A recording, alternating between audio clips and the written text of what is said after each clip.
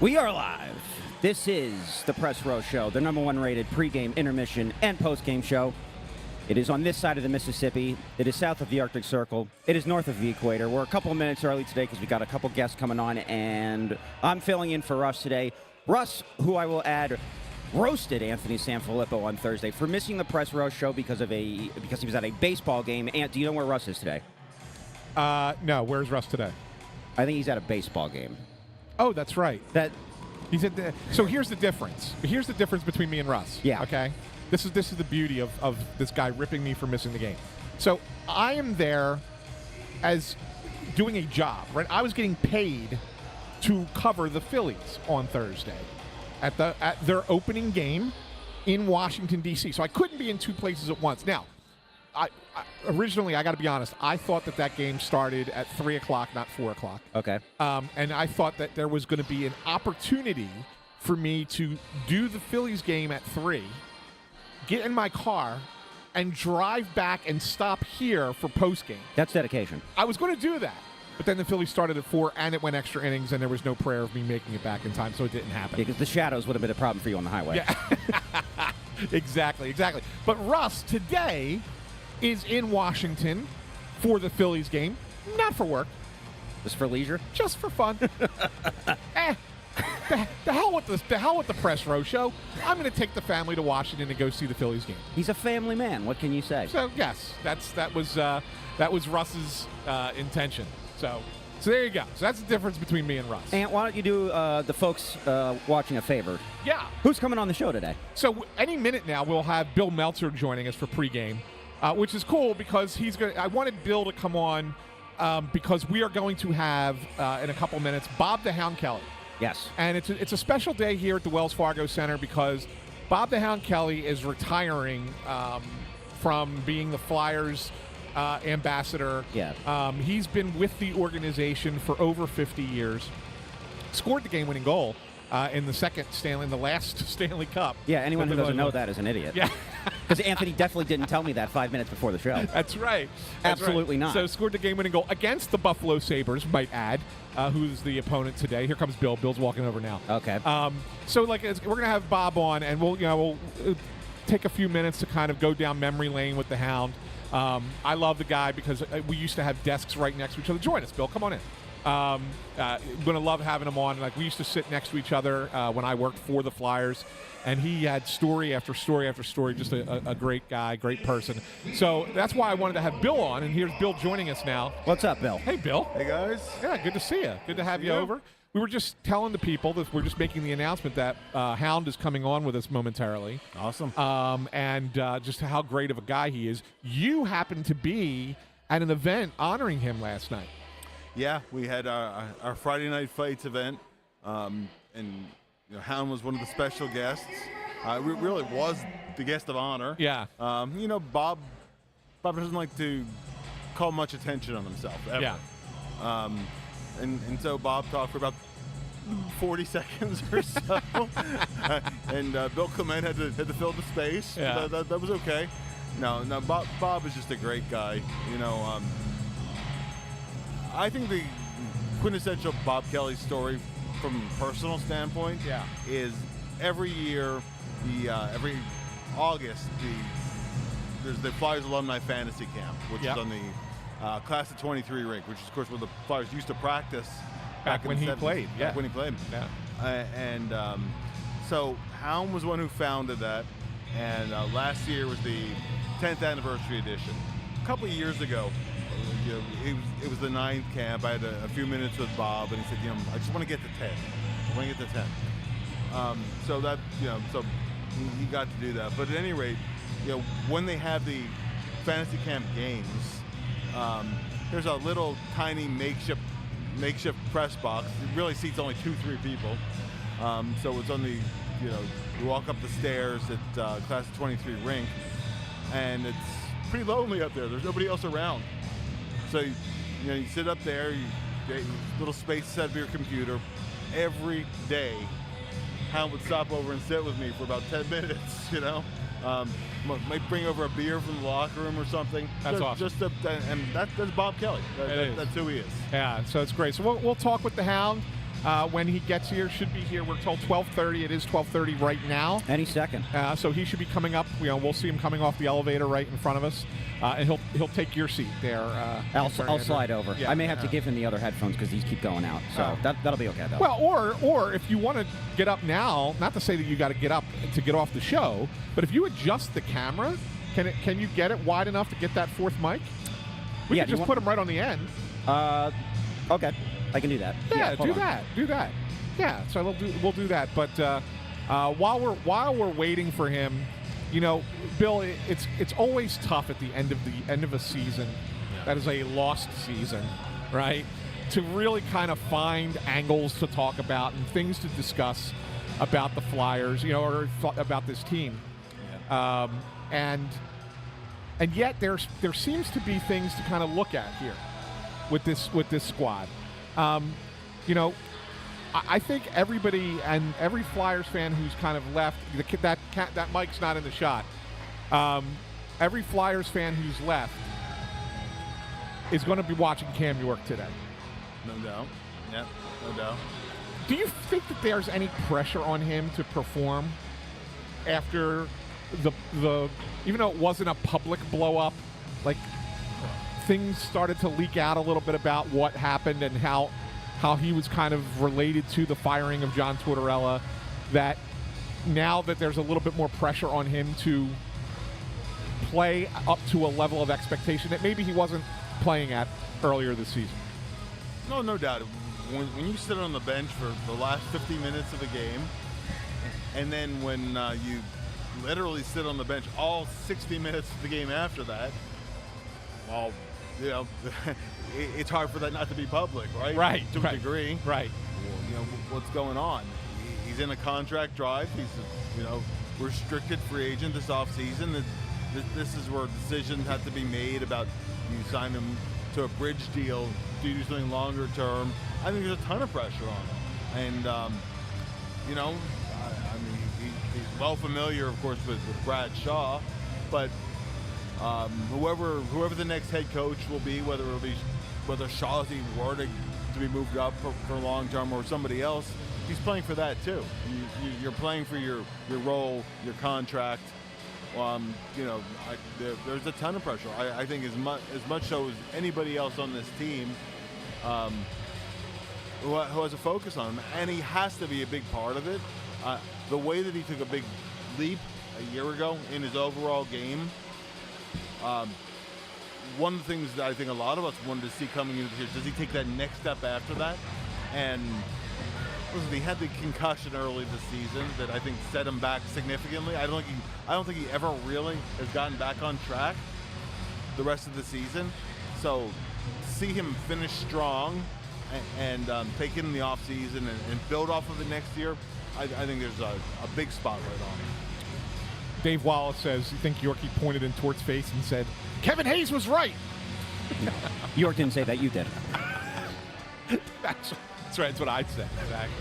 Exactly. And just to answer Brian, he says he thought I was in D.C. to cover the Phillies series. I was there for opening day, but my colleague down there, Tim Kelly from On Pattison, he's wrapping up the series. I'll rejoin the Phillies on Monday, assuming they play Monday. It's supposed to rain. That game might get pushed to Tuesday for opening day against the Rockets. So just so you know. So with that said, I had some time to come back and be here for the Flyers game today. So I was originally planning on doing double duty on Monday, doing Phillies during the day and then Flyers at night. And turns out now I don't have to do that. May not have to do that. May only be Flyers Monday night, and then the Phillies game gets pushed to Tuesday afternoon.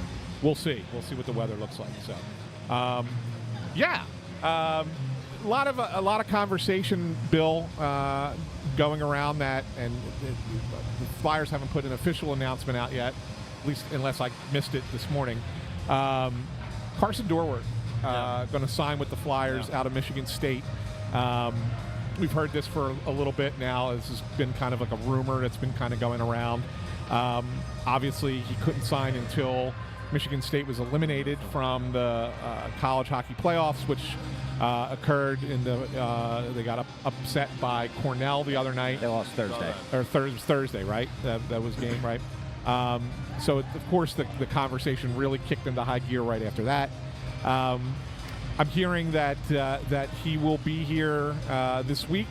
And here comes the Hound. We'll talk Carson Dorward after we talk to the Hound. Sounds good. Yeah, after we bring, here comes the Hound. So if you want to, You know which way he's going. he's going to come sit over here. We're going to bring him over to this side. Yeah. You want to let him in? Just they'll figure it out. Just unhook. Yeah, just unhook it. Here comes the Hound. Yeah, they're trying to figure out how to Get the rope, to unhook the rope. Yeah. This is like, you know. And look at that. The Hound says, "Screw it." Oh, it's great. Technology. That's right. Oh, Hound, you're the best. You're the best. You're going to sit here on the end. Oh, this is fantastic. Welcome, my friend.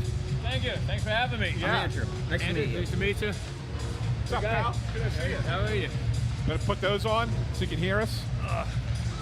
We're not talking yet, are you? Or- Yo, we're live now, Hound. We're live. Oh, okay. We're live. Joining us now here on the Press Row Show from the Wells Fargo Center is the legend himself, Bob the Hound Kelly. Hound, first of all, I would like to say, I know everybody else is saying it today, and it's a really special day for you.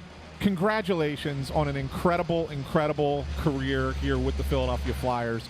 You deserve all of this recognition, all of the accolades that you're getting. You are, for me personally, in my time working for the team, I really enjoyed having our desks right next to each other, and I learned a lot from you, not just about the sport of hockey, but I learned a lot from you about just how to work with people and how to be around other people and be collaborative. You are a special human being, and I want to thank you for that, and thank you for all that you've done for us. You're very kind. I appreciate that. I resonate with the animals. I come from a farm. My uncles had farms and all that stuff. So if I could cultivate and motivate them, then I figured, why not still be nice to, you're nice to the animals, be nice to the people who are coming up to see you and that. So I always appreciate that when we get that opportunity to go in front of them. And to be fair, some of the people that you've dealt with have been animals themselves. Yeah, nothing wrong with that. Nothing wrong with that. We all walk different steps, that's all. It's all been good. Hound, I got to ask you this question. Do you have, like, a bazillion frequent flyer miles? No, I don't like flying. No, you don't. No. I'd sooner drive, but there's times, when I go, you have to fly. I got to think you're the most well-traveled flyer in the history of the franchise. I know Homer used to say that. Yeah, well, I like to travel around, but again, I like to drive because I want to see stuff. I'll tell you a quick story if you got a minute. Yeah, absolutely. So I'm out with. Come back to me here. I got brain freeze going on here. I'll come back to it. So go ahead. Okay, come back to it. So I understand that there was a nice little event last night for Friday Night Fights, and they brought you up there, and your like little thank you speech lasted about 40 seconds. Yeah, that's long enough.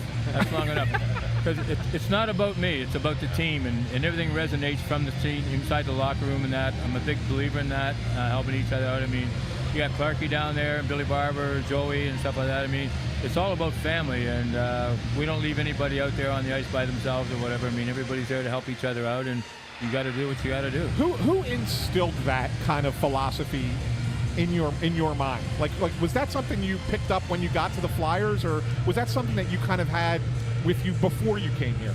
No, I had that coming all the way through junior. Yeah. Got me going from up in there, and Schulte used to get mad. He said, "Why am I always fighting Terry O'Reilly? Why am I fighting O'Reilly?" I said, "I don't know. Go ask him. You can pick somebody else to fight. You don't have to fight him all the time. Trying to measure yourself."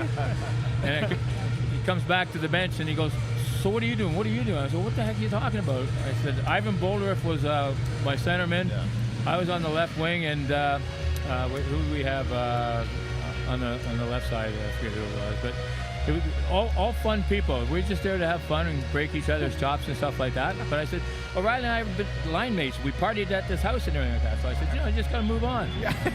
you weren't gonna fight with O'Reilly, right? That was they were teammates in Oshawa, right? Line mates. In Oshawa, yeah, right. That's awesome. So take us back. I want to, obviously I gotta think, and you can tell me if I'm wrong, but I gotta think your fondest memory as a player had to be scoring that game-winning goal against Buffalo, which is why I think it's special that they're doing it today against the Sabres.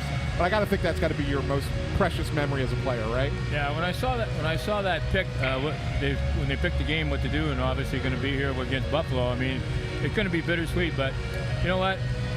It wasn't. I mean, you're playing to win, and you want to win, and I don't want to take away from anything, but you know, our fans deserved it. They've been hungry. They hadn't had a championship for a long time. We need to support the city. The city's wonderful. It's a great city out there. You know, they embrace you. They'll let you know if you're doing something the wrong way or whatever, which is good.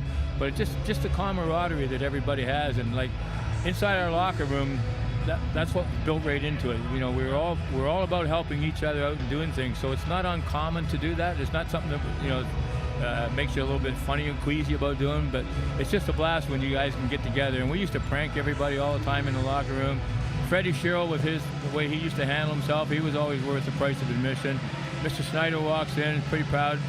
You know, he wants the team to do well. He's always asking, you know, what can I do? What do you want? What can I do to make the team better? How can I help things out? You know, what do you need? And we're all fine. We're just in here working together, and you know, it's to give back to the community because they come and support us. So I wanted to ask you this.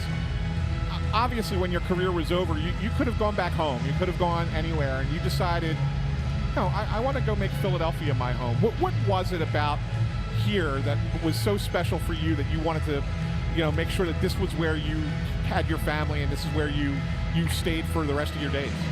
Well, I'll go back to the first time I came into the States. I crossed Buffalo, a 19-year-old kid, and they said we're breaking camp. We were in Quebec City. We're breaking camp, so we're going to Hershey. So I'm down at Hershey and that, and I went through the training camp down there, and they said, okay, we're going to take you to Philadelphia with us. So I was pretty excited, and I always like to be first if I can. Yeah. And so I get in the car and I drive to Philly to the rink here at the Spectrum. And I walk in, I'm looking around, the security is looking at me. I said, oh no, I'm just coming down here. I was invited to come to camp here. I'm looking around, and then all of a sudden there's a hand on my shoulder, and I turn around, it was Mr. Snyder. He was the first one that I met when I came to Philadelphia.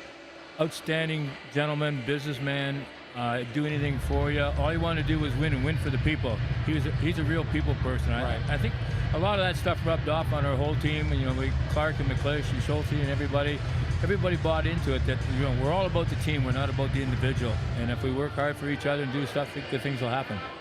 That's awesome. I think one of the reasons why there couldn't have been a better player to score that goal against Buffalo than Hound was, you go back 1 year earlier when the Flyers won their first cup, Bob had a knee injury in the series against the Rangers and had to miss the rest of the playoffs. And then, you know, a year later, he scores the goal that wins the cup, and a lot of guys, alumni from the team, said, "Boy, it couldn't have been a better guy than Hound to do it." Yeah, I guess that must have meant something a little bit more. I mean, obviously you were part of the first team, yeah, but you couldn't celebrate really on ice against Boston, correct? Yeah. So to be able to celebrate it against Buffalo meant that much more. Well, it was awkward because, you know, my leg was in kind of a cast, walking cast or whatever, but I couldn't bend my knee, so I couldn't get on the airplane. Didn't want to ride the bus like that. No place to sit in the old Boston Garden, you know, because it was so small and stuff like that. So I stayed home and watched it, rehabbing my knee and doing everything. And then guys are on fire here. They're having fun. They're pumped up, yeah. They're day drinking. And then Wait a minute. So go ahead. Yeah, no, I was getting you back on track. That's so it was like it wasn't. You couldn't do the thing against Boston. So Buffalo meant that much more. Correct. Yeah. So it meant more, but on the same hand, it meant more because, again, we were able to accomplish something that nobody said we could do. So that's really put it on. And then of course, I guess the coup de grace, the final key moment for your group back then was beating the Russians in '76. Yeah, that started off in the Spectrum. They're eyeballing each other, and then when certain people got up, you know, they weren't physically fit like a lot of the hockey players today and stuff. And they're the Muscovites, as we call them. They were looking and laughing and giggling and stuff like that. And you could just see Eddie Van Impe's eyes. His eyes were just rolling. He couldn't wait to get out there. Yeah. And then there was just an automatic hate for the Russians there. They thought they were going to walk around in the spectrum and take care of us. Didn't work out. Yeah, it didn't work out. The one thing I never got to ask you about that, though, because obviously, they were doing the tour, right, and they played a few other games, and they had beaten everybody. I think they tied the Canadians, but they had beaten everybody else that they had played in the NHL in that tour. Like, obviously, that hate was there that day, but did you guys kind of know how much the country was going to kind of get behind the Flyers because nobody else had beaten them? Like, was that in your minds at that point? Yeah, I think so. We had to win. There was no question about it. We couldn't go out there and lose. We didn't want to be part of the pack. We wanted, distinguish ourselves from the rest of the games that the Russians had played there. We totally dismantled them. And the nice thing about it, people forget, Freddie Shero used to go and study the Russians all the time. He used to go and watch them practice what to do, how to run the drills, and stuff like that. So Freddie really came back with a wealth of knowledge for us. And we went out and executed what he wanted done. So it worked out well for us. Got a little smucky there at the end, but it's all good. You send them home packing, and of course the power of the dollar brought them back out of the locker room. But I just want to pull up this comment on the screen so you can see it. We have a listener whose name is Bob Kelly, and he wants to say, "Thank you, Hound. You're the man. Thank you, Bob." So Bob Kelly is thanking Bob Kelly. That Bob Kelly, the guy from the radio station? No, this is just a general, another Bob Kelly. Oh, all right, Bob Kelly. We're multiplying. Keep it going.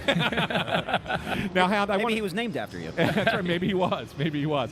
Here's what I wanted to ask you about, because obviously you've been doing the kind of the ambassador kind of thing for a long, long time now. What made that such a special thing for you to say year after year, I'm going to keep coming back and keep doing this and keep being out there, shaking hands and kissing babies like you have for so long for this organization? I think you're helping to energize some of the younger kids into what it is to be a hockey player. We want to encourage the kids to play hockey, roller hockey, street hockey, whatever you want to play. So it's important to reach out to them, and you got to act like a kid. If you're around the kids, you got to act like a kid. Yeah. And it's fun and it's rewarding when people come up to you and say, "Hey, the kid's 9 years old, 10 years old. Yeah, you had me 3 years ago, 4 years ago." And I go, "Oh, I can't remember back that far." But it's just fun being around the people. Like, I just enjoy people. I mean, our office is outstanding. Cindy Stutman does an outstanding job putting everything together. She's really remarkable. Our staff, our comms team in there, Blair Listino there, they're all good people. It's fun to come to work. I never come to work feeling grumpy, and if I do, then I'll just leave. I'm done. I had enough. But I really enjoyed the position I've been in and the different things that we do. Especially when we take DJ Hollywood to the schools. We do like 500 kids, 600 kids in there. We bring Gritty with us. We got the dancers with us and all that stuff. So we put on a really good show. The kids are energized and they have fun. We put them through different challenges and different things out there we can do with them, drills and that. Part of the caravan and everything. We just have fun. That's great. And last question for you, Hound, because I know you got other stops to make today. What's next? What are you going to do? I mean, have you thought about this?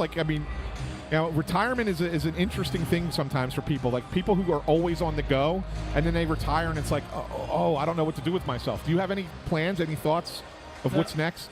No, I mean, I have a couple places in mind where I would relocate to, but I'm in no hurry to rush out of here. I mean, I'm good till the end of June, and then I can stay on and do whatever certain areas to go into and whatever. But I just want to have fun here. I mean, I love it here in Philly. I always have the people and everything, but it's just time to look around and see what else is kind of out there. I'm 74, but I'm still in good shape. I'm healthy and everything, so I got nothing going on in there.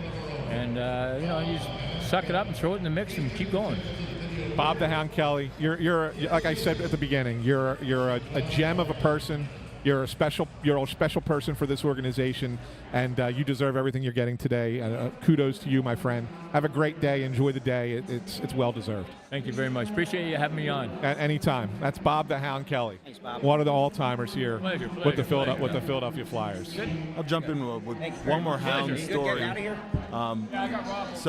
The Flyers alumni do a program called Every Child Deserves a Bike.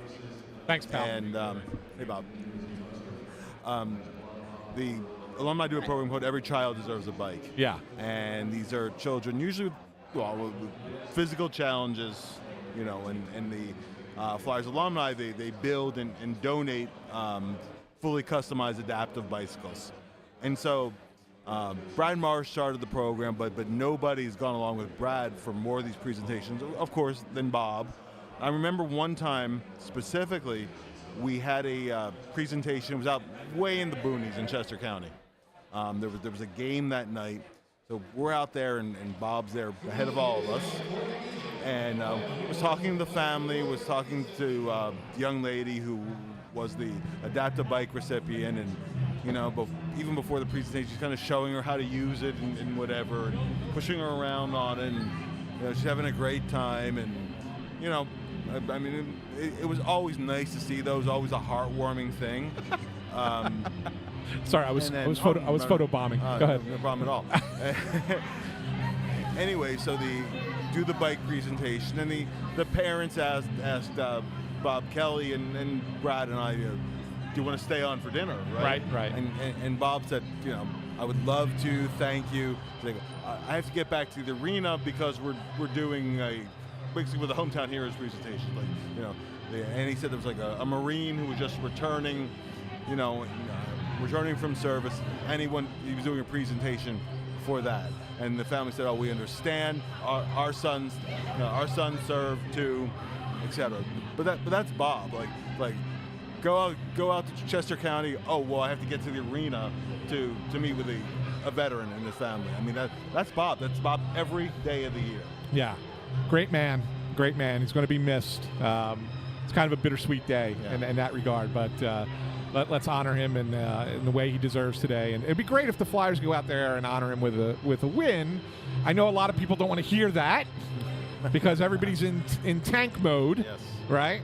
But it would be a nice treat for Bob to get one more victory here for his swan song. But anyway, another guy who I've had a real issue with not playing well enough, and I don't know if this was related to the coach, because I know the coach was tough on him too. Yeah. But I would love to see kind of a resurgence here over the last 8 games. Owen Tippett. Like you get the reason is because of the contract that he signed. Well, no question. He's supposed to be part of this, right? No question. And coming into this year, this had to be the year where not just he hitting 30, because he hit 28, he hit 27. Okay, get to 30 and just keep going. But to get in that 35 plus range, and he's perfectly capable of it. Yeah. With his size, with his speed. Yeah. I mean, he's an incredible skater for such a big guy. When he can, he's not always the easiest line mate to play with, because he's not a guy who's going to jump into the seam and take a pass and one-time a shot. Really, he'd rather get the puck and take it to the net himself. But his ability to power the puck to the net, that's a high-level ability that he has.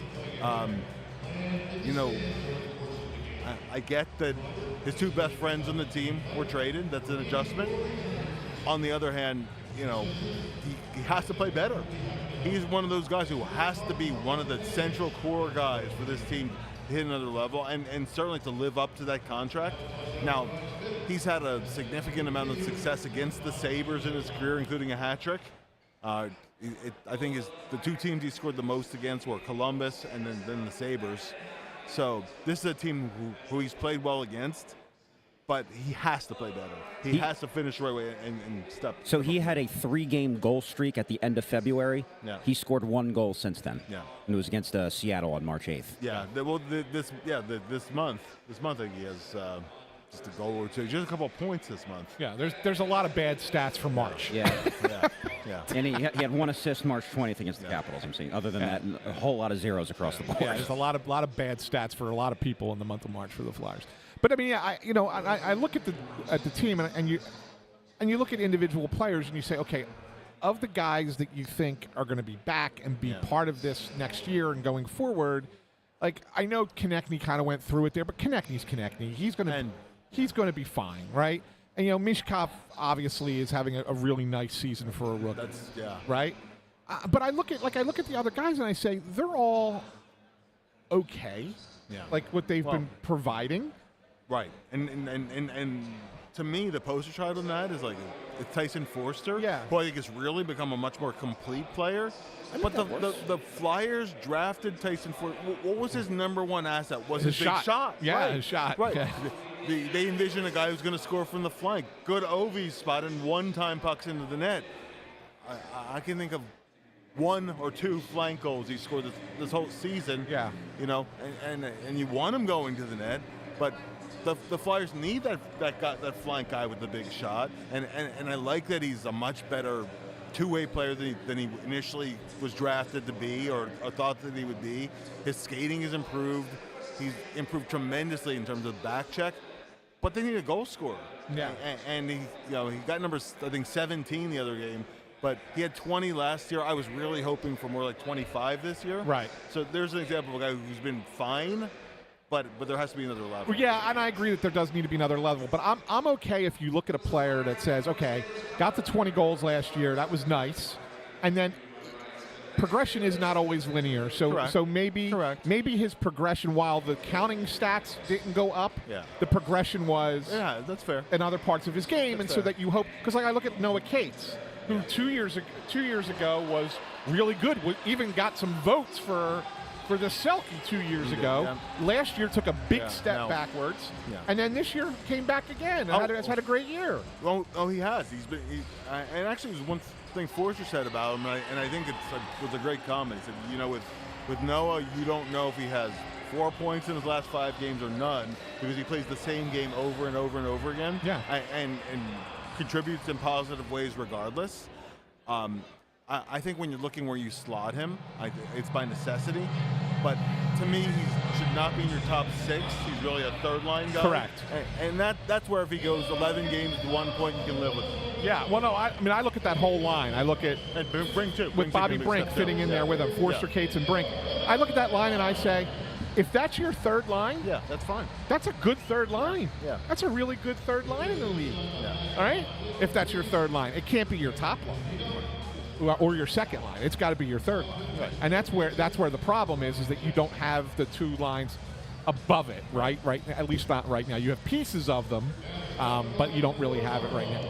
So, In perfect world, if Luchenko pans out the way we hope, what line is he playing on? Do you think? second line center, Okay. I would think, right? Yeah, I don't see him as a first line guy, but yeah, second line guy with a great speed. If you could get a big bodied center, Luchenko's, can fly. Right.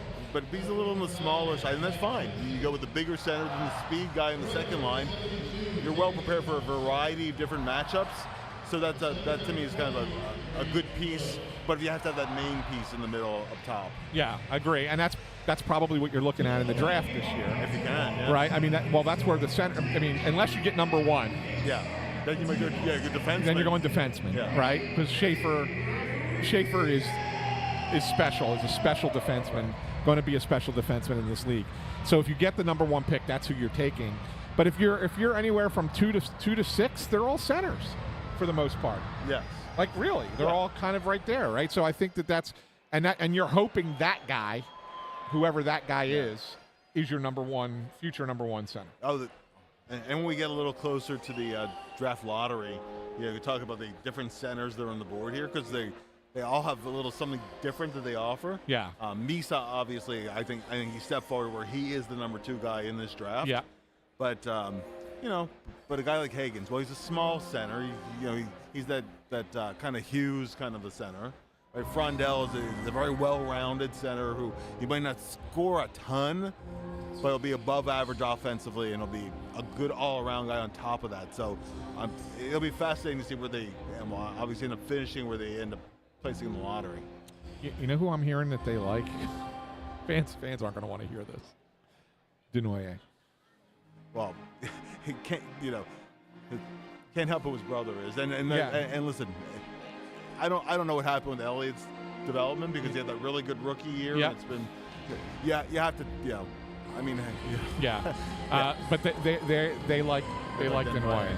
Yeah. So that I just wonder, like, if they are picking somewhere between 3 and 6. Yeah. And they don't take those guys who everybody thinks are the top 6 and jump Denoyer ahead of them, what's the reaction? Oh, you know the reaction. Yeah, that's I'll say this: it'll be a must-watch Russ Joy show. because you know how much he knows about these prospects. Absolutely will be. All right, so let's get into it. It's almost prediction time here, guys. We have 5 minutes to go before the end of the pregame. Let's start with you, Andrew, since I am in the lead. you are in the lead. I said Flyers 5-4. After they beat Montreal, I get the sense they're going to go 3-0 on this homestand. Because I think the Sabres and Predators are in the exact same spot that they're in. They're just not competitive, and I think their fan bases as well want them to lose, ironically. And after Torts going out the door, I think the locker room's got a little bit of juice to them now. So I'll take the Flyers 5-4. Yeah. High-scoring affair. Yeah, I think it's a high-scoring game today as well. Buffalo has played better. They've played some pretty good hockey lately. They got a lot of games in hand on the Flyers, right? And they two or three. I think they have two. games? I think they Okay. have 2 games in hand on the Flyers. That is correct. But I'm going to take the Sabres in this one. I think that I'm just going to ride what Buffalo's been playing some good hockey. I think the Sabres win this one 5-3. And I know fans are going to be excited to hear that if that's the case, if that's how it turns out. I think they're happy with it. Although I would not be surprised if this is one of those games, Bill, that is, I said 5-3, but it wouldn't surprise me if this is a game that reaches overtime and both teams get a point. Yeah. I had Flyers 4-3 in overtime. Okay. And I've Beachcroft with the winner because he's already has 3 overtime goals. And by the way, something to watch the rest of the way, which I think has been really encouraging. He's on left wing now, which the word was always, well, he doesn't want to play the left side. Well, he's been really good there. Yeah. So now you have the option of playing him on the left side too. So. Yeah. I was looking at the gambling odds on Michkov to win the Calder. Is it that big of a reach to think that he could still win it? Because his odds are like so low right now. They think it's a 2-horse race between Celebrini and Hudson. But no one's got more goals than Michkov. I think Dustin Wolf is going to get some consideration. A goalie doesn't usually win it, but he'll take some votes up there. You know. I got to think Michkov's a finalist. Yeah. I think it's those 3 are the finalists. And I think Celebrini's going to get it because a majority of the voters are Canadian. Yeah.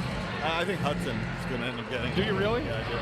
Well, I mean, Celebrini's the center and that part of it too. Yeah. But I mean, Hudson's point, though, especially we saw a little bit of his vision the other night, and he can fly. Yeah, absolutely fly. So, but I don't think Michkov's going to win it.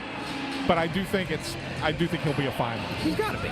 Yeah, I think it's those 3. Sure. He should be in the top 3. Yeah, should be. But we'll see what happens. You gave a prediction there, Bill. Did we get Russ and Bundy's picks? So Bundy went 4-2 Flyers, and Russ copied you. He went 5-3 Buffalo.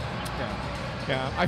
I'm mad because I was somewhere during the Toronto game. I could say this after the fact, and people were like, "Oh yeah, you're right." But I mean, I would have picked Toronto. I wouldn't have picked 7-2. I thought you were about to say I had 7-2. I would never have picked 7-2. I would have picked Toronto, but I lose a point for that. I don't get a point because I didn't get my pick in, and Russ sent the text around. And from where I was that day, and you know where I was that day, there's no Wi-Fi, there's no service there. Oh, was it at Swarthmore? Yes, there's no cell service there. And so, you know when I got Russ's text? 11:06 p.m. after the game was over. That's when Russ's text came through looking for a score. I was like, damn, I forgot to give the score for today. That's on you, though. No one to blame but yourself. Yeah, that's right. I usually text Russ in the morning. I know you do. I roll out of bed and I get a vibe. So you're a vibe guy. Russ waits to see what everybody else picks. That's what Russ does. Yes. I like to actually look at it. I like to study it, right? I'm looking at how teams have played, who's the starting goalies, et cetera, et cetera. That's how I make my picks. So I put more thought into it, and I just had a busy day that day and didn't do it and forgot. Yeah. So you can't overanalyze things. Shame on me. My old football coach used to say, if you think, you stink. Yeah, and you know what? I'll give you a perfect example of that. College basketball pool, right? Yeah. I have all 4 of my Final 4 still in it, and I can't win the pool because I overthought everything else. Oh, really? Like my other picks were so bad that were upsets that I was looking for that weren't going to exist. Yeah. I just completely. So I could still get the Final 4 exactly right, championship exactly right, national champion exactly right, and cannot win the pool. That's how bad it was. My mom won the pool last year, and she's in first place again right now. That goes to show Doesn't you. know anything. Don't overthink it. Well, Bill Meltzer, thank you for filling in today. My headphones cut out. I said thank you for filling in. Thank you. My pleasure. Yes, thank you for filling in. Always a pleasure to have Bill on. We'll be back at first intermission with Bundy. We'll break down the first period, and so stick with us here on the Press Row Show, and we'll see you at first intermission. Talk to you then.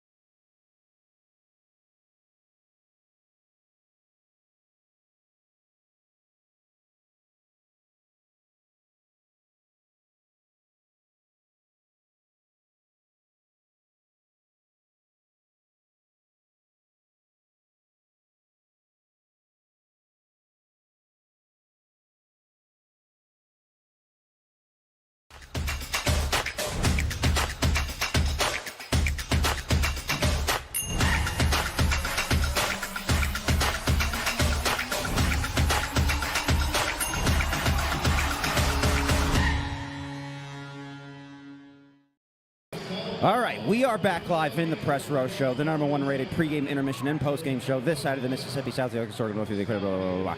So I'll say this. I love how you speed through Russ's intro. It's too many words. I'll say this. So Michkov gets another goal, hashtag Michkov for Calder, and then 29 seconds later, Owen Tippett, who we talked about in pregame, makes a sick move, passes it to Peltier. 29 seconds apart, it's 2-0 Flyers. And I know a lot of you guys out here are Team Tank, and I mean, we know this season is probably a lost cause.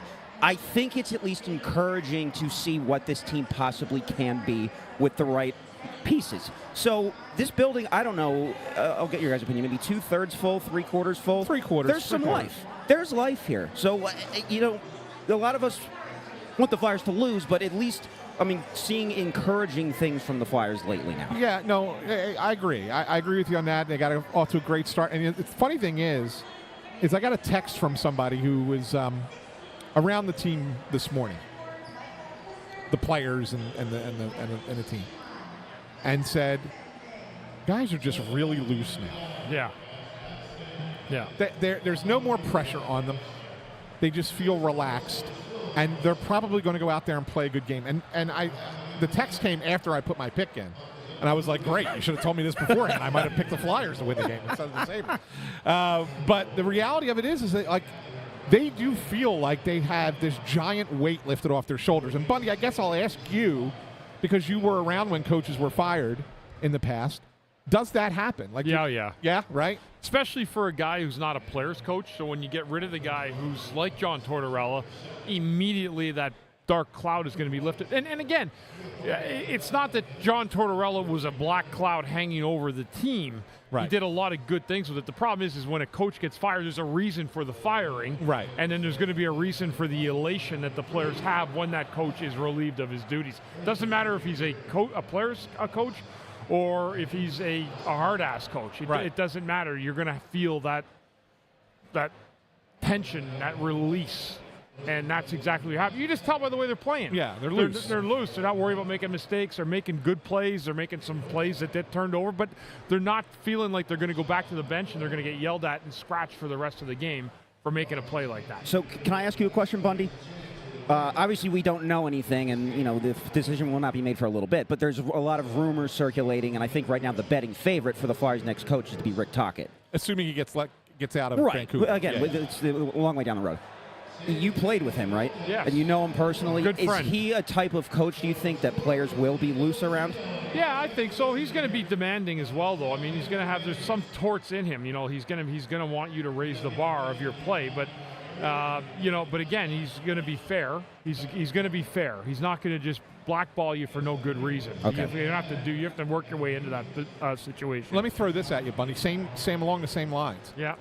Is that because he played the game and there's a respect for players who played at this level who become coaches? Yeah. Like it's like Chief has that as well. He right? does, yeah. You know, it's like Chief's not like, he doesn't baby players. He's tough on his players too, but he has a way of communicating with them that's at a different level because he played in the NHL. And Rick Tocchet, in that vein, also played in the NHL. So it's kind of relating to them on a different level. Like, hey, I was where you were once, and I kind of remember. So like, if you're a player and you hear it coming from that guy with that experience, it rings a little bit different than it comes from a guy who never played in the league. Yeah, I totally agree with that. You know, it's when a coach calls you into the office and he played the kind of game that Rick Tocchet played or Craig Berube. You have no choice but to listen to what they have to say. And they've had success as head coaches. Obviously, Craig Berube winning his Stanley Cup took a team from worst to first. You could build instant credibility like that. Same thing with Rick Tocchet. We'll see how that scenario plays out. There's been other names attached to it as well as Brad Shaw. Jay Woodcroft is another name that's been kind of floated around. He was an invite to camp, I believe, by John Tortorella. But I think when you have a guy like that come, it gives management an opportunity to kind of look at him as well, for down the road. So there are names out there, and they'll do a thorough investigation, I would assume, of all of them. But I'm a guy that if you have a former player come in, I think it's a great thing. Yeah. Look, I ultimately, and we'll get to this down the line when we still have a few weeks before this is even a real conversation, right? I don't know if Tocchet's the right guy here. I like Toc. Like, I think he's a good guy. I think he's a good coach, but I don't know. Like, his level of success has had a ceiling so far in the NHL as a coach. And so, like, I don't necessarily know if that's the right hire, although I do think it's the favorite at this point. If he leaves Vancouver, right. I think that's what it will be. But, you know, I don't know. Like, it's a tough call, and it's really a tough call for this group because Jonesy and Briere have never hired a coach before. Right. They stepped into the torch. Right. So, like, it's not like there's a track record for us to look at and say, what type of coach do they like? What kind of guy are they going to go for? We don't know. Right. We don't know what they envision as the type of voice they want to be delivering that message to carry the team to that next phase, because I think their mentality is whoever we hire as the next coach, we expect to be the guy that takes us into the playoffs and makes us a competitor, right? So, like, that's who they want to bring in here. So I don't know. It'll be really interesting. And no, Tony Louie, the comments are not off. Okay, the comments are here. The difference is that Andrew is filling in for Russ. So there's fewer... Distracted. Yeah, he's a little bit more distracted, okay, as to putting up the comments. So, no, they are here. We will try and get a few up. Jeez. Don't kill the intern. The other thing is, it's actually, like, still plausible the Canucks make the playoffs, right? It's a long shot at this point. I think there's a 5-point gap in the West at this point. Is it that much now? Okay. Yeah, I think it's tough. And the East is insane. Like, you know, the funny thing is, look, I'm not trying to suggest that the Flyers are going to make this great rally and make it into the playoffs. But as bad as they've played, they're only 8 points out. I know. They're still mathematically in it. Right? I mean, it's silly. It's silly how tight things are in the East. Nobody in the East has been eliminated Whereas, I think has Buffalo been? No, I don't think they have. Buffalo has right. not. No. Buffalo has not been eliminated yet. Yeah. You know, the West, it's pretty much all cut and dry as to who's going to get in. It's just a matter of, does St. Louis catch Minnesota and flip the wild cards around? Right. I think that's what it really is. How about that run they're on right now? Playing great hockey. Eight in a row. If you were Winnipeg's or Vegas, you got to play them. Would you want to play that team right now? Not right now. No.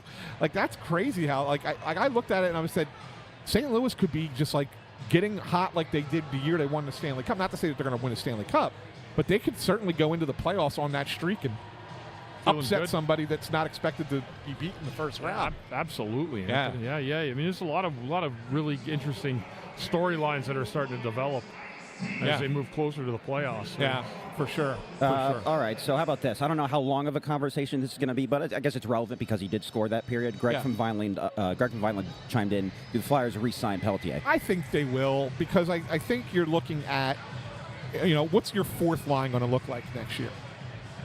Right? And I know you could say fourth liners can come from anywhere, and they really can. But if you have guys on your team, in your system, who are here and familiar, like, you're better suited to get something out of them. And I think that there's things to like about the way he plays, the way he skates, and the like. I think Pelletier is probably on your fourth line next year, and probably playing with Ryan Poehling on that fourth line next year, and that's okay. Solid ROI for that trade they made, right? Well, if he's an everyday player, as a fourth liner, I mean, you got to field a full team. Yes, I mean, it's fine. I mean, like, I guess. I said decent. I didn't say it was great. Yeah, no, I mean, I'm okay with it. You know, I look at Jacob Pelletier is not going to be anybody that you're going to fall in love with as a player. You know, as for this team long term, I think he is a depth forward, and that's fine. You need those guys, but I wouldn't get excited beyond that. All right. Bundy, do you see this question from Tony Louie? He's asking if you played with Kirk Muller in Dallas. No, I never played with Kirk Muller in Dallas, no. Okay. No, haven't heard that. I know Kirk Muller a little bit, but I never played with him. Ant, do you have updates on Hathaway and Ristolainen? Hathaway's been skating, full participant in practice, but he's not back in the lineup yet. I don't think he's going to play Monday, although I guess there's a possibility. I would bet that he plays in a couple games. Okay. Yeah, I'm not sure that's it. As far as Risto, no, I don't have an update on Risto. I wouldn't be surprised if he's done for the year. Alex Town is asking about Kolosov, and I think that's an interesting conversation because Fedotov's backing up Erson today, and there was a thought earlier that maybe Fedotov would start this game, which kind of went against the whole notion of bringing Kolosov back up here. Right. But keep in mind, they were called Kolosov before they fired Torts. Yeah. And Torts was the one who was not wanting Fedotov to play. So I'm curious to see how this goes with Kolosov being here, what the rationale is. The reality of it is Kolosov was not good in the AHL either. Like, his numbers were just as bad with the Phantoms as they were with the Flyers. So you weren't getting anything of him down there. It's like, well, he should be down there playing. Well, really? If you're trying to make a run in the playoffs with the Phantoms, do you want a goalie who's got a goals against average over 3 and a save percentage of .880?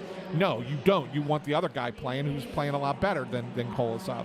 So it really doesn't matter where he's at this point. But I'm wondering if, now that Torts is gone, if Bradshaw might give Fedotov another opportunity again, whereas Torts, I think, was done with Fedotov. So it's kind of curious. I wonder if that'll be like kind of a decision they make with management, what goalies go, or is that going to come right down to Bradshaw's decision? It'll be interesting, just because they want to get a look at a lot of different things. Yeah, I'm sure Bradshaw's going to do whatever Briere and Jonesy ask him to do. Right, at this point. At this point, right? But I've been saying all along, I don't think either Fedotov or Kolosov are part of the Flyers' 25-26 roster. Either one. Okay. I agree with that. I think there's a chance that Ersson remains as the backup goalie, and they go and get somebody else to come in and be a goalie on a 2 to 3 year contract that is just holding a place until one of the young kids is ready to come up. Zavragan or Bjarnason, whoever's first between the two of them. How far away do you think they are? 2 to 3 years. Okay. Yeah. So I think that's what the plan is going to be. Who that goalie is, I have no idea, because that's an off-season kind of, either you're trading for somebody or you're signing a free agent, whatever. But I think that's kind of how they're going to approach it. I don't think either Fedotov or Kolosov are part of the team next year. Okay. I guess now's as good a time as any for the stat. Yeah. Yeah. Go ahead. So I mentioned it a little bit in my intro to this intermission. Michkov and Pelletier scored 29 seconds apart. That is the 5th time this season that the Flyers have scored 2 goals in under 30 seconds, which ironically ties them with Buffalo as well as Boston for second most in the league this season. They've done it 5 times. Seattle, Vegas, and Vancouver have all done it 6 times. They lead. Wow. Yeah. Interesting. That's interesting. The other big subplot, I think, from the other night, aside from Torts getting relieved of his duties, was the benching of Cam York. He's back today, +1 in that period. So, Bundy, how do you think York looked in his first game back? I thought he had a good first period. I didn't notice him a lot. I did see him make a couple good puck plays, but I didn't notice like any glaring errors. And that always tells me a guy's had a good period when you don't notice him, especially a defenseman. I thought he played well that period. Well, I assume by the year 2035 we'll hear what happened, Anthony. Hopefully we'll find out sooner than that. I'd like to try and. My initial goal was to find out today. I have not found out, unfortunately. But I'll get into it. I'll find it. I'll get to the bottom of it. Will you share the gory details of it? If I'm allowed, yeah. I have no idea. I mean, it had to be something pretty bad. If it's told to me on background, I will share it. If it's told to me off record, I cannot share it. Right. Right. So it depends on how it's told to me. So, well, yeah, we'll see. We'll see. I shouldn't let that out there too much. Maybe people are listening and say, "All right, this is off the record," and then I don't ever get to tell the real story. You're not going to bug anyone's office? I don't think there's any love lost between the two of them. No, there's definitely not. Definitely not. I know that there's been a story out. It was put out on Daily Faceoff, the site Frank Saravalli runs. The Flyers are signing Carson Dorward, who was a center at Michigan State. Michigan State lost on Thursday. The team has not announced this signing yet, but I do know it has happened. When they announce it, I don't know whether it will be after the game today, tomorrow, Monday, whatever. They're going to announce it. Dorward's going to come up and play with the Flyers.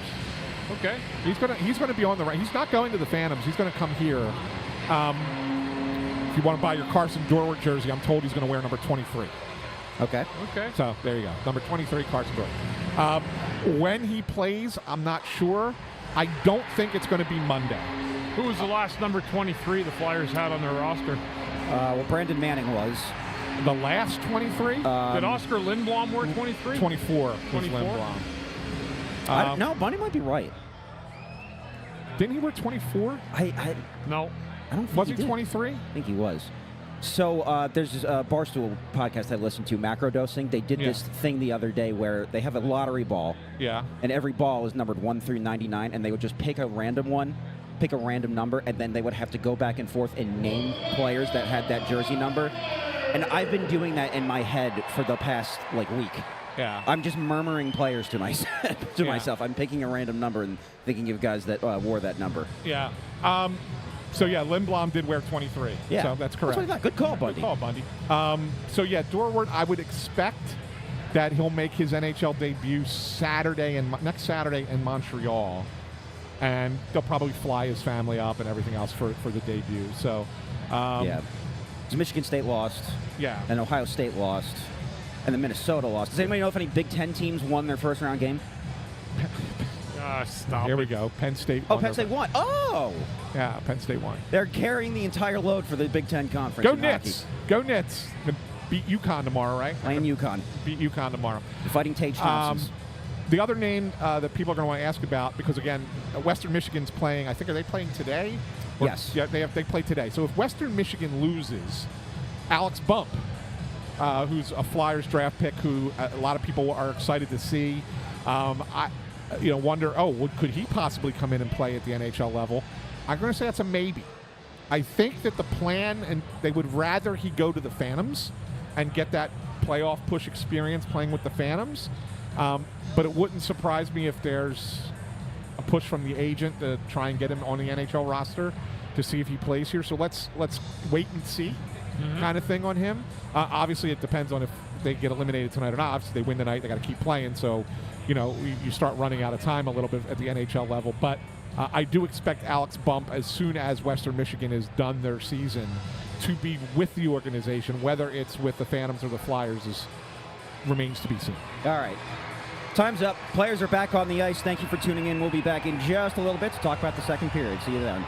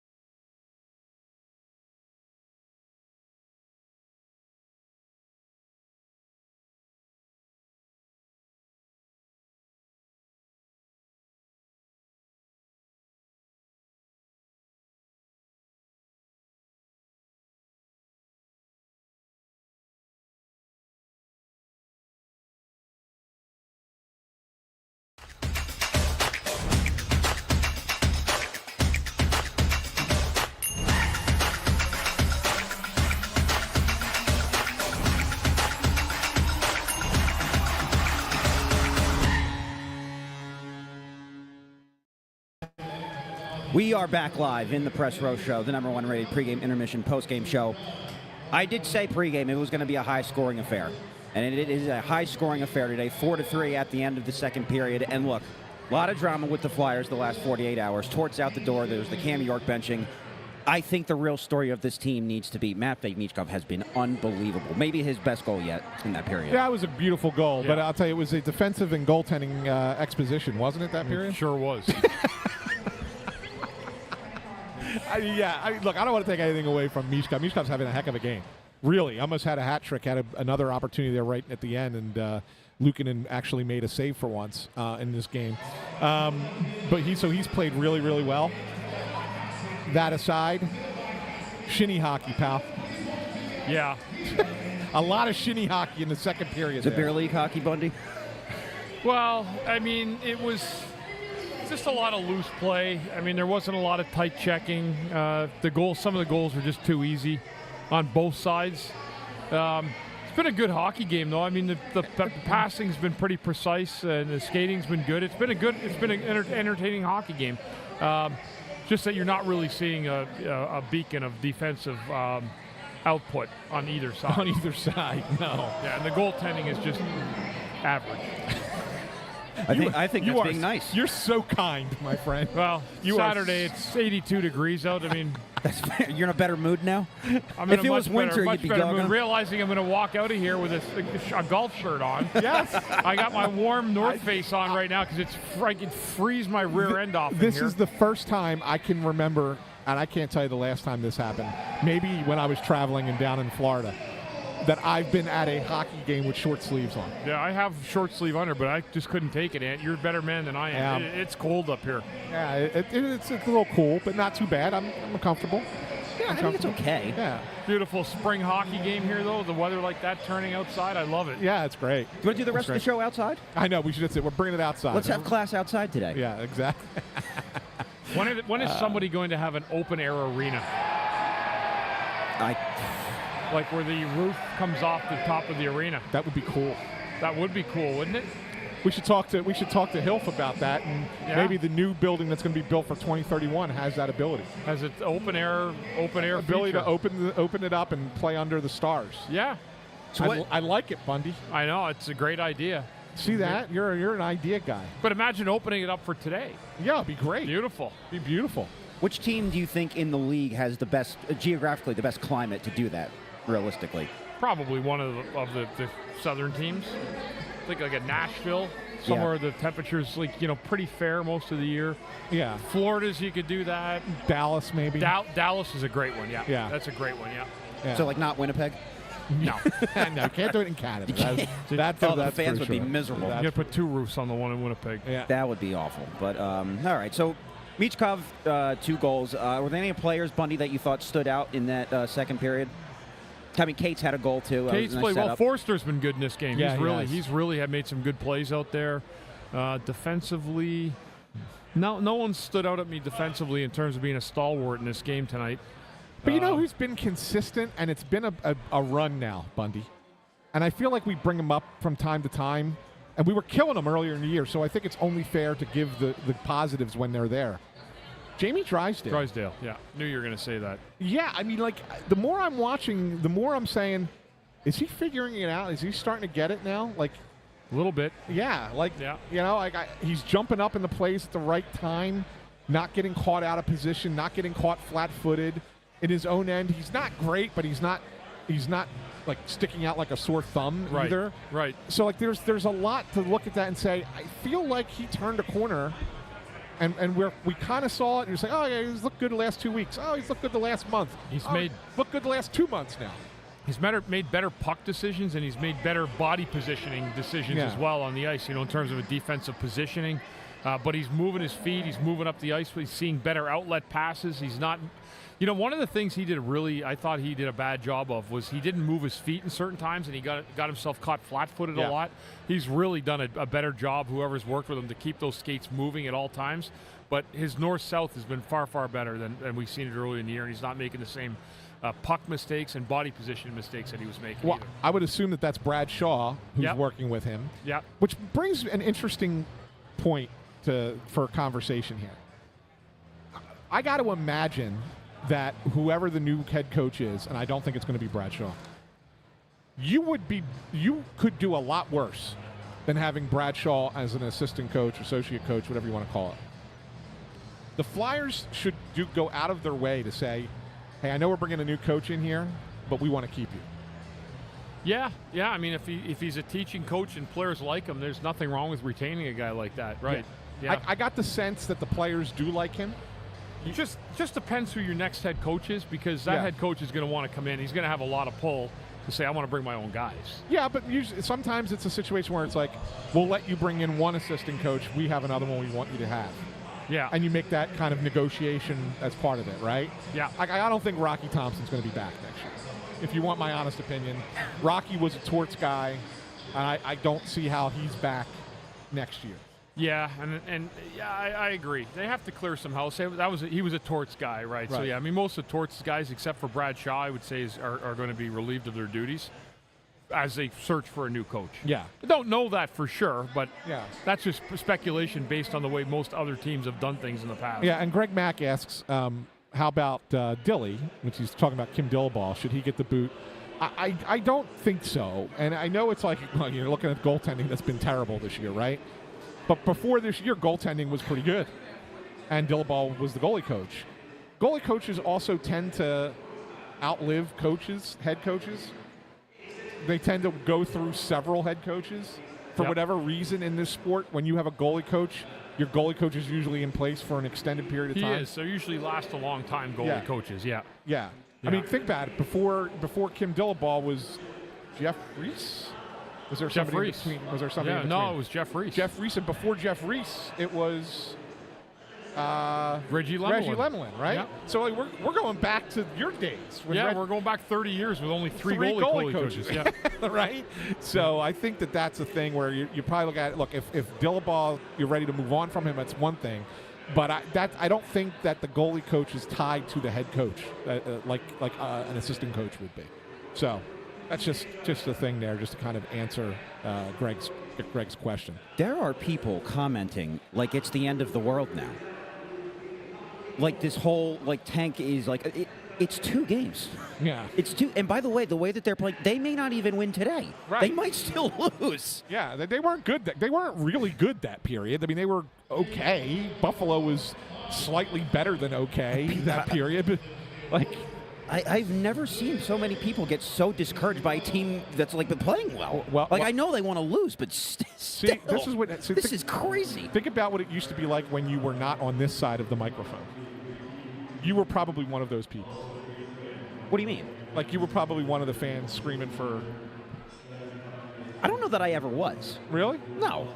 Okay. No. No? Like you weren't actively annoyed with your teams all the time?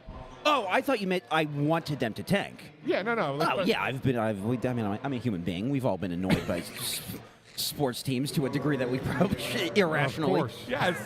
It's a and then you get on this side, you get a little bit of perspective. I guess. Yeah, you get a little bit of perspective, and it's okay. It's fine. Fans are going to be fans. Let them be fans. It's just when you get there are parts of it that drive me crazy, and it's usually because Russ is that voice, but that's besides the point. He eggs them on. Yeah, it's good, right? But otherwise, no. This is not you can't lose every game. You just can't. In hockey, you're gonna. The freaking San Jose Sharks beat Toronto. Right? I mean, it happens. Yeah. You think Toronto wanted to lose to the San Jose Sharks? No, but they did. It's part of the sport. It's how it works. So Flyers are going to win a few games. They're not going to lose every game. Just deal with it. And they may not win this one yet. It's people that wanted to take. They lost 11 out of 12 games, and then they win once and have a third period lead in the next one, and they're like, "It's over." I think it's funny. It is. It is funny. Whatever. It's funny. Do you want to do trivia now? Yeah, let's do trivia. You only got 8 minutes left. It's time for Intern Andrew Trivia. I did a lot of research for this, having to compare a bunch of rosters to make sure I was right about this. I just have a sinking feeling Bundy's going to get it immediately. All right. Well, he gets a lot of things immediately that I'm stunned by how much he knows off the top of his head. The thing, you clowned me before because I only asked questions that were post-2010. If I asked questions when you were playing, you just remember everything. Yeah. So how about this? All right. 2000 in the first round of the playoffs, Bundy, you beat the Buffalo Sabres in the first round. Yeah. 2001, you lost to the Sabres in the first round. And 2006, again, the Sabres won in the first round. Yeah. Can you name the one Sabre and the one Flyer that played in all three of those series? Ooh. And there's one additional Sabre that played in all three of those series and in the 97 series. Wow. That's a great question. It's a really good one. That's a great. So there's one Flyer, one Sabre for all three of the series in the 2000s. Yes. And there's an additional Sabre who also played in the 97 series. Yes, he played in four. Well, I was on the Flyers team, but didn't play in the playoffs that year. I was hurt. Right. In 06. So I did not include you. Yeah. So. You had to actually play in the yeah, series. in the series. Yeah. That's a really good one. This is a relief. All right, this is good. I'm just trying to think of who was there that whole time. Brindamore was gone. Gagne would be the Flyer. That's correct. Okay. 2000 was his rookie year, right? Yes. Okay. Yes. Gagne would be the Flyer. You could even go back. You know, we played them in a series in '96 too. That's true. Oh, I didn't even know that. Yeah. Yeah. Yeah, I was in that series too. So. So you might even have somebody who was in 5 consecutive series for the Sabres. I'll look it up afterwards. Yeah, look it up afterwards. Look it up afterwards. Wow.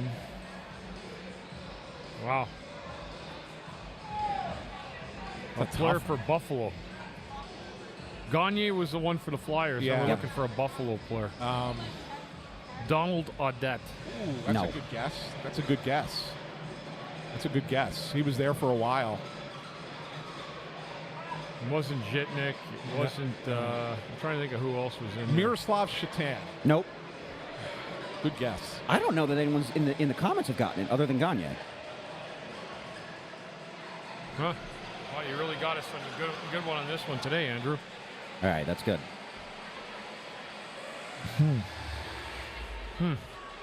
Yeah, I don't know. Is defenseman or forward? The guy that played in all four is a defenseman. The other one's a forward. I think a right winger. Guy who played. I'm trying to think of guy. James Patrick was there for a while. There was Defenseman? Alexei Zhitnik. Was it Jitnik? No. Defenseman for Buffalo who played in all 4 series. Three series. No, he said the defenseman was 97 too. 97, 2000, 2001, 2006. I'm trying to think who else was on that group for them. It was a defenseman. Holy cow. Let me see You know what? Was the forward Rob Ray? No. How about Bob Bugner, No. Wow. a defenseman? It's got to a point where I'm nervous that I messed this up. I'm just trying to think of who the hell played for them for that long. It's not Peter Forsberg. That's funny. That's funny. This is my aunt roasting me. I know you're going to say it, and I'll be like, oh my God, yeah, him. And I think I remember a defenseman that was there a while, and I just Wow, Tony Louis just got it. Oh, wow. That is yeah. Did you see it? That's all 4. Jay McKee. Jay McKee. Jay McKee. Wow. That's a good one. Now we got to get the forward. I'm gonna look Is a something up. forward too? Yes. A Buffalo forward. But Yes. only 3 for the forward. He played in 2000, 2001, and 2006. Yeah, I don't know. I don't know. I wouldn't get it. Michael Delelis? Delalis? He got it right. It is Maxim Afinogenov. Really? Really? Yes. I never would have gotten that. How about that? By the way, McKee would have been on. Well, he didn't play in the playoffs. We used to 95, call 96. him Maxim Afinogenov. We used to call him Minimum.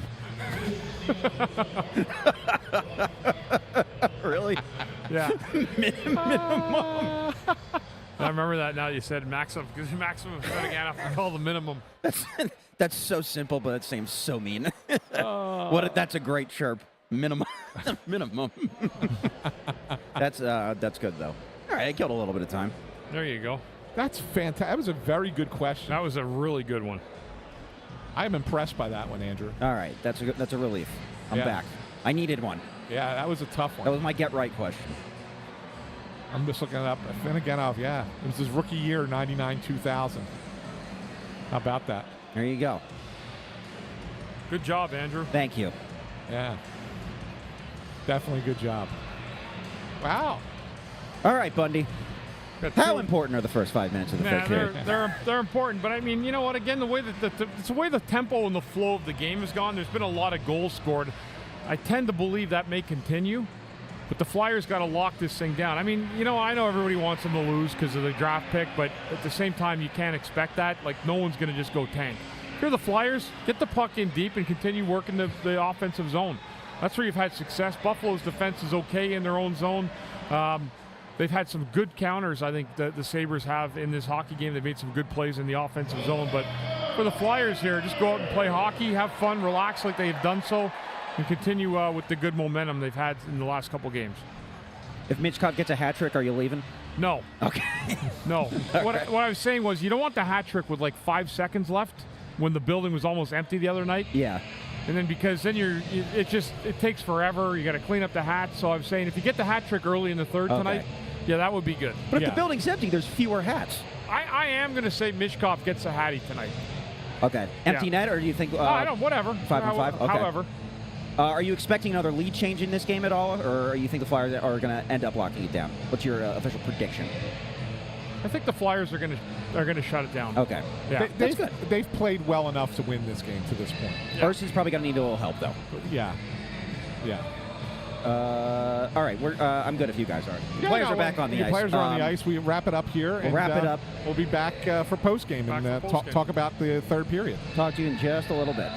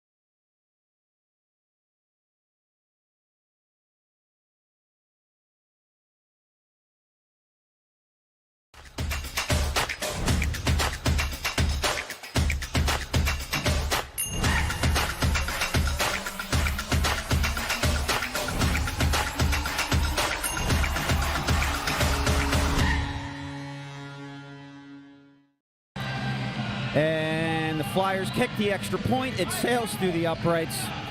They win the game 7-4. Offensive onslaught by the Flyers. 7 goals. None of them empty netters, by the way. They get 7 past Buffalo goaltending today. Anthony, the robot writing the AP, so you're here. Post-game, we'll do a quick recap of this game, and then we'll get out of here and enjoy the rest of our Saturday. Yes. So what do you guys think about this game? I know we talked a lot during the intermissions. I don't know how much new there is to report. It was just more of the same from the Flyers. They gave up 1 in the third period. Buffalo got it to within 6-4, but even then, it was never really that close. No, it really wasn't. I mean, the Flyers had a really good third period, I thought. Pulled away, as they had to if they wanted to win the game. They played a good, solid third period. Yeah. I mean, they still gave up 4 goals, right? I mean, you don't love that number. But at the same time, I thought it was a really strong effort by them today. Mishkov, obviously, with the 2 goals. I picked the 3 stars. He was obviously the star of the game with the 2 goals. I thought he had a really good game. I made Owen Tippett my second star. And I went with, not Owen Tippett, Tyson Forster with my second star. I was originally going with Owen Tippett, and I went with Forster instead. Forster was having a really solid game. Like, I was thinking, okay, maybe he would be the 3rd star possibly. And then he scores the goal in the third period, which kind of puts the game away. Finishes with a goal and an assist, but had a really strong game, Bundy, all around, right? Yep. So I went with that for the second star. I did not give Tippett the 3rd star. I felt that Jack Quinn, he had 2 goals and an assist for Buffalo. It's hard to not give him the 3rd star with that game, right? So those were the 3 stars of the game. And you know what? Good on the Flyers. They're playing free and loose, and their mind is clear. They're not afraid of making mistakes anymore. Yeah. I think that's a good way to play hockey. And I know that everybody's like freaking out about the tank. Like, oh, they're no longer tanking. They were never tanking. So I don't know why you think that they were. They never were. They were just not playing good hockey. Yeah. They traded away 3 forwards. Yeah, yes, but that's part of the rebuild. That doesn't mean you're tanking. Okay. Right? I mean, players are never going to just not play. Oh, no, I know that. Right. I thought you just meant like the organization as a whole. Right. Look, and the thing of it is, again, you're not going to lose every game. You're just not. I picked the Flyers today. You did. So did I. You're pulling away. Okay. You're pulling away in the Buffalo race. today? I did take Buffalo today. As did Russ. I did take Buffalo. Russ is just throwing up Hail Marys now. Yeah. That's why his last 2 picks, he's picked the games to go to overtime. I think he wants like 3 points at a time. I don't know why he thinks he's getting that bonus point. Because if he gets it, he is going to give us the riot act on how he gets 3 points. But he created that on his own out of the blue. That's what I'm saying. He's just throwing up Hail Marys. Yeah, like now. that was never an agreed upon thing. No. Russ. He's pretending like no. In his like scientific mind, he's breaking the game. He's like, no, I think it's really going to go to overtime. Yeah. No, you don't. Yeah, exactly. Oh, whatever. Look, for those of you, and then look, there's a lot of people commenting about the tank in the comments. They will lose again this year. I promise you, and they will probably lose more than they win in the last. What is it? 8 games left. I think 8, yeah. They'll probably lose more than they win. So don't worry about it. Like, they're still going to lose, guys. Right? They just cannot lose every game. Just doesn't happen. Doesn't work that way. Somebody wanted me to explain why players can't tank, and we'll do this for the 100th time. Yeah. Because it's like it's like Anthony pointed out earlier, San Jose beat Toronto the other day. Do you think Toronto wanted to lose to San Jose, or they intended to lose to San Jose? Of course not. Right. They just lost. So there's going to be games you're going to win when you're not expecting the team to win, and there's games that they're going to lose when you think that they're going to lose. So, I mean, that's the ebbs and flows of the season, but there's no way a player or a collective group of players can tank in terms of not competing hard. That's how you end up getting hurt. It just doesn't happen. It's not part of it. When you're on the ice every shift, you're given 110% to make the right moves so that your team will win. And part of this, not giving everything or tanking to make your team worse so they'll lose games for a higher draft pick isn't a real thing in the NHL or any sport for that matter. It is maybe in basketball. They sit guys out all the time. But that's hockey, ridiculous. In hockey, it's not a real thing. It's either you play the players, your team's bad enough, they don't have the talent, and trust me, they'll lose plenty of games they're not supposed to win. Yeah, and it's not only that. Like, the whole notion of this, right? Like, really go back and look at the teams that quote-unquote tanked in the past. So, again, nobody really tanks in hockey.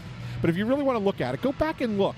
You have to go back and you have to find Pittsburgh and Chicago. As you're saying, well, look, they won Stanley Cups doing this, but then look at all the teams who did it and didn't win anything. Like, you're going to come out on the wrong side of it. And yes, I agree.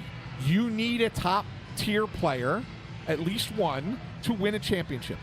And is the easiest way to get that player in the draft? It sure is, but there's no guarantees because there's a lottery, right? Even the worst team, San Jose, is probably going to finish with the worst record in hockey this year, and they're only going to have an 18.5% chance of getting the number 1 overall pick in the draft. Right. So tanking gives you a less than 1 in 5 chance of getting that first overall pick in the draft and getting that what you consider generational. The only obvious tank that I've actually seen in pro sports was actually done by a team in this city. Yeah, how'd that turn out? It didn't turn out at all. It didn't work. There was a work, process we were supposed to trust, I think. Did not work. So And it failed us. I mean, look, the team that the Flyers just played today have been tanking for a decade, and they still suck. Yeah, I think it's the longest active playoff drought in all of sports. Yeah, like it happened. Yeah, Colorado did win a Stanley Cup, but they had to go through it twice before those guys finally won. Right. They tanked the first time. And they have two of the 4 best players in the world. Yeah, they tanked the first time. It didn't work. And then they tried to get in and it didn't work. And then they tanked a second time to get those players. It took a decade. Yeah. It took 10 years for them. There's no promises of guarantees of anything. So that's why you don't do it. Can you put your team in better position by having a certain roster? Yes. Yes.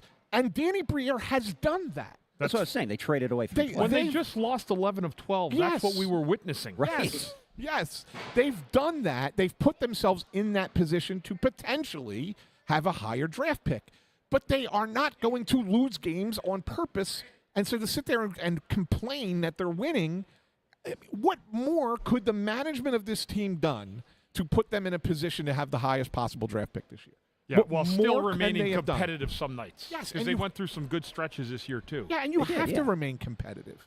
Yes. That's the most important thing. But you can see the discrepancy now in the league, though, right? Like teams before, if you were out of the playoffs, last spot in the league, you'd be like 25 points back. Now it's actually closer to that 8 spot. Like, so the parity in the salary cap is kind of working because the teams that were bad and like at the very bottom were way, way down before. Now, like they were like San Jose in the West. Like, I pointed out this way. We talked about it earlier. Flyers just won this game. Now, I don't know if there was any other final scores yet from around the league, but I think that puts them within 6 points of a playoff spot, and yet they're the second worst team in the conference. Yeah. That's how ridiculous it is anymore, right? With the way how close things are in the standings. Like, as bad as they are, and as bad a team as they are, they're with. Yeah, So, 6. Yeah, like it's crazy. It's ridiculous. But it is what it is. That's the way it is. There's right? also got to be an element. Speaking of like how you're saying, the players obviously are never going to try to lose a game. No, there's you also can't. got to be an element of so like a couple weeks from now, they play the Islanders and they play the Rangers in back-to-back games. Division rivals who are both fighting for their playoff lives right now. Maybe play a little spoiler. Do you think the Flyers care about that at all or no? I don't think they care about spoiling. I think the Flyers look at it and say, from game to game, Bundy, you've been on these kinds of teams. From one game to the next, you're just looking at that game, and if you win that game, say, okay, now where are we? Oh, okay, now if we win this game, now where? Like the players are looking at it, they don't think they're dead. Like the players don't think they're dead. It just never will until they are. They never will. Okay. Right? It's not in. As far as the Flyers are concerned, and you can feel, I can go back to my playing days. If you're in that room, you're still in the playoffs. You're in the hunt for the playoff spot. The players, So you're not thinking about all the negativity that comes around where you are in the standings. Plus, I can't imagine none of them want to go out there and get embarrassed. Like that. I mean, there were games. There were those 2 games at the end on the road trip in Chicago and Toronto were embarrassing. Yeah. And I think that bothered that team. I think it bothered the players. Yes. apparently. Yeah. All right. Do we do the Russ Joy Memorial thing real fast and we can get out of here? Do Tankathon. Yeah. Do Tankathon. Tankathon, here we go. There we go. pull up the Tankathon on the screen. It's like, yeah, all right. So is it accurate now? Yeah, we're I right. just refreshed it. Yes, Yeah, the it's 75 games played. By the way, still worth noting, the Sabres have 3 games in hand on the Flyers still. Yes. And they're yes. only 3 And points the behind Flyers them, so. could still fall back. They've played more games than anybody else. Yes. All right, let's do it once and we'll leave. Yeah. Here we go. Oh, boy. And they fell to 6. Look, it's just a simulation. It's just a They simulation. fell to 6. Yeah. All right. So we're back here Monday, By the way, right? did you see who won that? Did you see who won your tankathon? Pittsburgh. Pittsburgh. What's the oh, God, that is going to annoy a lot of people. Yeah, that's right. Yeah. It's Monday night, right? Monday night, Nashville. I will be here regardless if the Phillies play or not. I'll do a doubleheader. Are they home Monday? Phillies, it's a home opener Monday. It's supposed to rain, though. I think it's going to get banged and Is that that's an afternoon pushed game, to 2. It's supposed to start at 3 o'clock, so I'll do Phillies first and then come across and do the Flyers. Who are they playing? Phillies? Yeah. Colorado Rockies. Yeah. Excitement there. They have a good time to make some hay here early in the season, huh?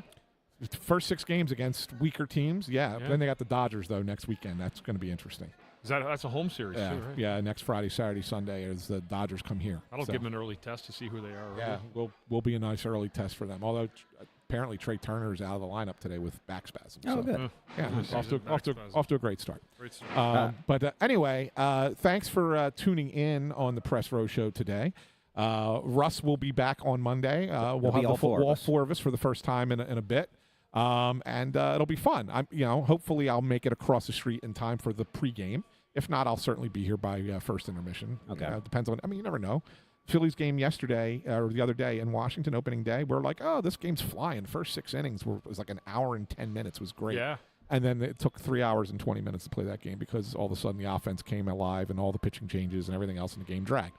There's extra innings also, right? It went one extra inning, right? Which also takes extra time. So you never know what a baseball game how that goes. But assuming they play on Monday, I'll be here at some point Monday night for. All right. We'll see you then. For show. So for Bundy, for intern Andrew, for Russ, who's down in Washington with his family watching the Phillies. I'm Anthony SanFilippo saying thanks. Thanks, everybody. Thanks for tuning in, and we will see you on Monday night.